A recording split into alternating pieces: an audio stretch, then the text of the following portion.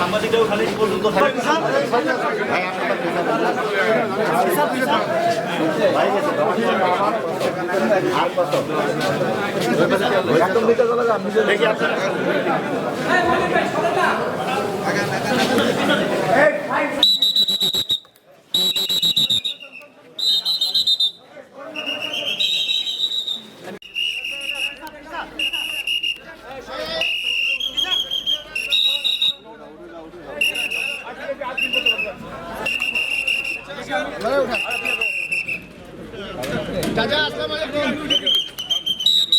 Advocate Nurul Islam Sujan ১ নম্বর এজাহার নামীয় আসামি, উনাকে আজকে সোনে অ্যারেস্ট দেখানো হলো।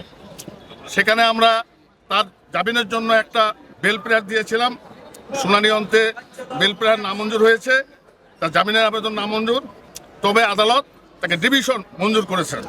এই হত্যা মামলা এটা একটা রাজনৈতিক মামলা, আওয়ামী লীগের বিরুদ্ধে ষড়যন্ত্র, আওয়ামী লীগের নেতাকর্মীদের বিরুদ্ধে ষড়যন্ত্র।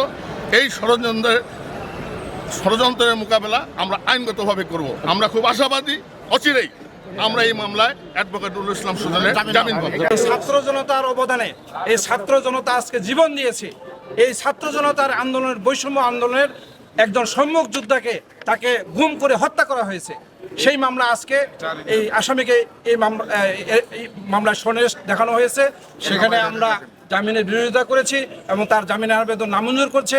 অতি অল্প সময়ের মধ্যে এই আসামির বিরুদ্ধে রিমান্ডের প্রার্থনা আসতেছে এবং আসলে পরেই এই মামলা সম্পর্কে অন্যান্য তথ্যাদি সরকার পক্ষ থেকে উদ্ধারণ করা হবে।